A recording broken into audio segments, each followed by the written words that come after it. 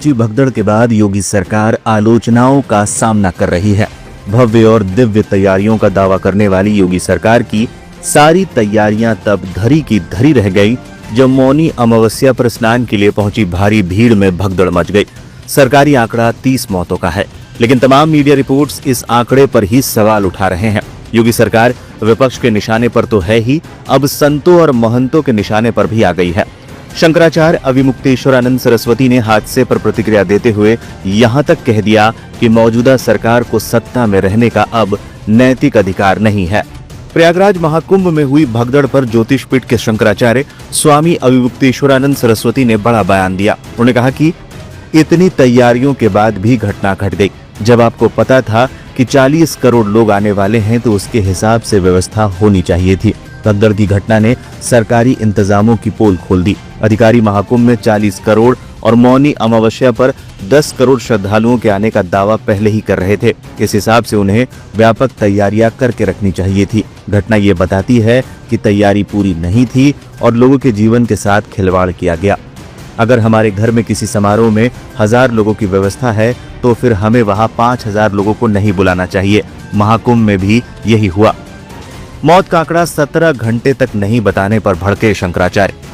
शंकराचार्य अविमुक्तेश्वरानंद सरस्वती ने मौत का आंकड़ा 17 घंटे तक छिपाए रखने पर भी नाराजगी जताई। उनका कहना था कि हमें सुबह पता चला कि घटना हो गई है। हम इंतजार करते रहे कि कोई बयान आएगा। 10:30 बजे के करीब सीएम का बयान आता है कि घटना घटी है, कुछ लोग गंभीर रूप से घायल हैं, अफवाहों पर ध्यान ना दे।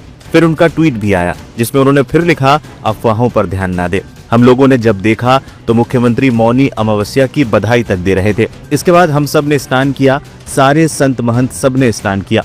आपने हमको धोखे में रखा कि कोई मृत्यु नहीं हुई है। सही समय पर घटना की जानकारी मिलती तो वो लोग परंपराओं का पालन करते हुए मृतक आत्माओं को श्रद्धांजलि देते और एक दिन का उपवास रखते। आपने उससे हमको वंचित कर दिया।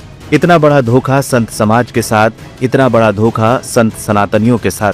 आपका अपराध ज्यादा है। आपने देश के सामने झूठ क्यों बोला? हमारे मन में सबसे बड़ी पीड़ा यही है कि हमारा मुख्यमंत्री झूठा है। सरकार को सत्ता में बने रहने का नैतिक आधार नहीं।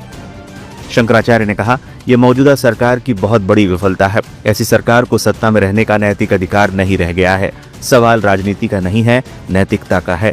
संवेदनाओं का प्रश्न है, भावनाओं का प्रश्न है और ये सारे प्रश्न कह रहे हैं कि यह शख्स उस पद के अयोग्य है। तत्काल इससे इस्तीफा लिया जाना चाहिए और किसी सक्षम व्यक्ति को पद पर बिठाया जाना चाहिए। आने वाले दिनों में रोजाना लाखों करोड़ों की संख्या में श्रद्धालु आएंगे। क्या ये संभाल पाएगा? ये संभालेगा नहीं। ये प्रेस संभालेगा, लीपापोती करेगा और इस तरह की घटनाओं को छिपाकर मुख्यमंत्री बना रहेगा। अगर इस घटना को लेकर जिम्मेदार लोगों के खिलाफ कार्रवाई नहीं की गई तो आने वाले दिनों में इससे बड़ी घटना होने की आशंका से इनकार नहीं किया जा सकता।